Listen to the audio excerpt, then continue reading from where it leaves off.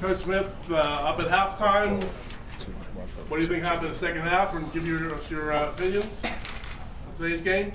Well, I thought we played fairly well in the first half. Good enough to have a 6 or 7 point lead, whatever it was, and thought that would continue. You have to give them credit. We probably played our worst half of basketball in our last game, which you can't do against a team like Montverde, and we didn't play well. We didn't make shots that we normally would make.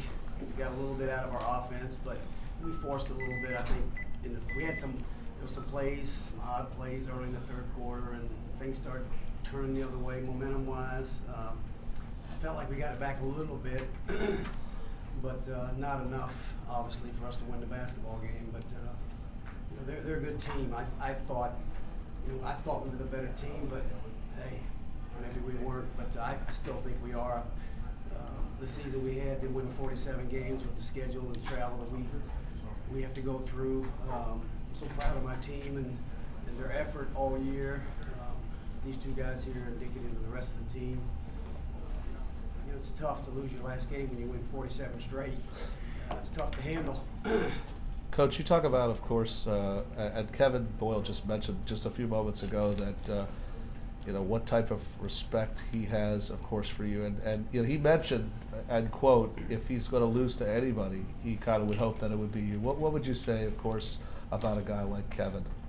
He and I are friends, so I figured he would say that. He said that too, by the way. Yeah.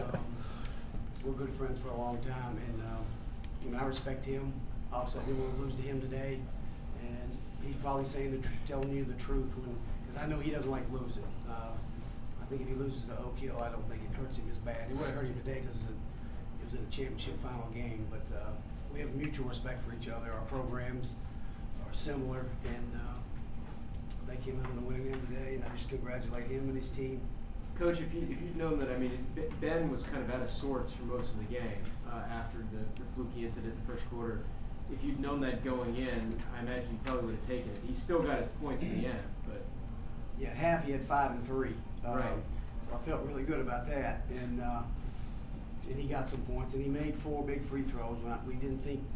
We thought he was the guy to foul, so that's why we were fouling him late, and he did miss a couple, but he made 4 straight and kind of stretched it out there at the end. But we were hoping he would accommodate and miss a free throw, and we were trying to go 2 for 1 every time. They were going 1 for 2 from the line. We were coming down and scoring. They were either fouling us or we were getting to the rim. So we thought we still had time, but it just didn't work out the way we were. Questions for Terrence or Noah? Terrence. I'm sorry, Derek. I'm sorry. It's Dwayne. I'm Dwayne. Dwayne, all over the place. Talk about, of course, you're one of 5 All-Americans, of course, that played in this tournament. Like many of the All-Americans, I'm assuming you didn't get much sleep over the past 5 days. Can you just talk about, of course, what this means to be in an atmosphere kind of like this and to play in what I think could be many games headed to Florida State next year at Madison Square Garden? Just the experience about it? I wasn't tired. I got sleep. It was just I was having an off week tournament. Terrence, you will see Ben obviously a couple times next year. Yeah. Is there anything that you take away from today to use next year? He's just a great player. There's not much I can say about that. He's gonna get his at the end of the day, but he's gonna be in the pros the next 2 years. So you try what you want to try. He's just gonna give you kids. How hard is it exactly to guard him out there on the court? Is he unlike anyone else you've really had to cover? He can be a bit of a natural problem. He can pull a big out and drive by him, or we put a small guy in the post and he can post him up. So he can be a bit of a natural problem at times. But I thought the first half we did a pretty good job on him. Like Coach said, he had 5 and 3. The next session he had 20 and 11. But I thought the first half we did a pretty good job on him. Coach Muhammad really had a huge effect for them. Was there anything that you would do differently looking back to try and limit his looks? Yeah, if you watched them yesterday, they were 2 for 22 from the 3, and so we felt when we started the game in man, and we tried to change a little bit. We played some of our 13 and 23 defense, and but he made 5 for 7 threes, and we weren't counting on that. we obviously have him scouted, but we did a poor job of closing out on him a couple times. I don't think there's anything they did in the third quarter that changed things. We just didn't defend as well as we had in the first half. We didn't get to their shooters on the perimeter. They weren't screening for him that much. He was just getting open looks when they reversed the ball to him. We weren't closing out and getting a hand in his face. And if we play him again tomorrow, which we don't, and we're going to make him put it on the floor, but it's too late now. The game's over. Hey, Terrence, Coach, you're 0-4 in this tournament. I know you didn't want me to bring that up, but obviously, what's that say actually for the program just getting here 4 times, getting to the final 4 times? Yeah, been in the finals 4 times. You hate to have lost 4 times, obviously. I don't know if any of the other schools have been there 4 times, maybe Finley, because they've won it 3 times. I don't know if they've been in the finals 4 times, but just to get to the finals is tough in this tournament. And but you want to get over the hump, obviously. I thought about last year's game. Had 365 days to think about it. We got here again, the same 2 teams are meeting again, and I felt really good about our chances. I felt better going to this game than I did last year. And like I say, we played our worst half of the year in the second half, and we cannot do that in a game like this against a team like this and expect to survive. We still had a chance, but it's disappointing, obviously. We wanted to win the game just like anybody else would. And I want to win every game I ever coach in. When you're no-kill, that's kind of a goal, to go out there and win every game every season. It's not realistic, but that's your goal. And we've done it 5 or 6 times. We've had undefeated teams, and I really thought this team had a great chance to close it out, but it just didn't happen today. Terrence, I've known your family for a very long time. I knew your brother, of course, when he played at Oak Hill, and then, of course, knowing what a great career he's had as a member of the Pistons. Can you talk about, of course, what you've learned in this program since you've come to Oak Hill? And this is also for Dwayne, too. You're more than welcome to fill it as well.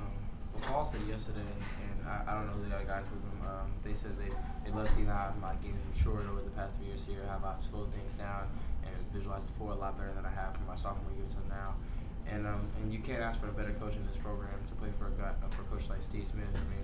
You're going to want to play hard for him. You're going to want to play tough for him. You're going to play all 50 games, bring it every game, bring it every practice. And I think just being a part of this program, it's something you're always going to remember. I got my brother here on my right, who I just met in August, and I got a father figure here to my left, who's just always going to be there at the end of the day. And this is just a great program to be in. Terrence, that full court lob to Dwayne for the dunk there must have been pretty fun. Yeah, a little bit. I guess I used it as a highlight for the day. Coach, had you maybe heard from Carmelo Anthony at all coming into this game? Has he reached out to you? I hadn't talked to him since we've been here. I've been kind of focused and haven't talked to anybody really. I had a couple of alums that came to the game and come to the games this week. Coach, I got to ask, as obviously 30 years as a member of Oak Hill Academy, you just mentioned, of course, 5 undefeated seasons, I believe, as a head coach. Obviously, of course, you did not get the big one, of course, which was today. But talk about, I guess, to recap what you learned from the beginning of the year to now, to here in New York. About my players? Just about in general, and where does Oak Hill go from here? Well, as a coach, you want to get better all the time and learn from season to season. I'm getting older. I'll be 60 in September. I think I got a couple seasons left in me. We'll see. I still enjoy coaching, and I enjoy being around the guys. I always tell people these guys keep me young. On the other hand, they make me old. I got a lot of gray hair and wrinkles lately, but Terrence, Martez Cameron, he's a guy known for his defense, and you seem to be able to blow right by him every time and go to the hoop. What was your mindset going into this game, knowing they had to try and beat him? Well, he tried to keep me on my left all game, which is, it wasn't easy to do tonight because I just kept going to my right. I felt like he couldn't stop me getting to my right. Every time I got to my right, I either dished out or I got to the cup when I wanted to. But I took his over aggressiveness and I just kind of blew by some things like that happened. Coach, did Terrence belong in the all-tournament team? I would think so. I didn't see who made it. No, Joe did, but. Okay. Is Joe our only player that made it? Mm-hmm. I would be surprised. I would think Terrence should have been on there. He's the guy that makes us go. And he's our point on offense and defense. You know, Coach, the question I guess now becomes is next season. Obviously, of course, there will be movements, not just from your school, but from all the big private schools all over the country. So whoever, of course, you get, what will you need to do of the players you get, and how will you need to get them to, I guess, develop as a group of starting 5 players? Yeah, I like that I have 5 guys back. You know, Joe, Lindell, Tyshawn. He didn't play much tournament, but Tyshawn's going to be a good player. Hadeem and Rodney. We got 3 of our 4 front court players back. So we're really solid right there.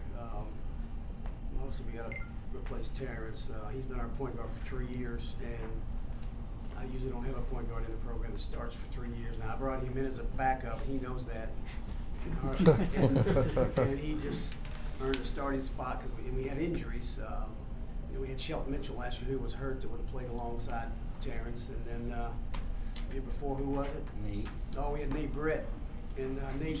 Both those guys had knee injuries, and so we threw him out in the fire, but it helped his development, and it actually helped us as a team in the end because he developed into a really, really good player, and he's kind of the heart of our team because he plays so hard. You know, he plays to win every night. He plays to win in practice. He's going to show up every day. So we'll have to replace Terrence, obviously, but I feel really good about the guys we have coming back and our season next year. So you have the same amount of respect for him like his older brother Brandon? Absolutely, maybe more. I was just about to ask that question. Yeah. I mean, not taking anything from Brandon, but he played for me 3 years. Brandon was there 2 years, and he'll tell you Brandon's a little better player than he is right now. He scored a little bit more than me. Yeah. Wow. But he didn't have a heart like Terrence has.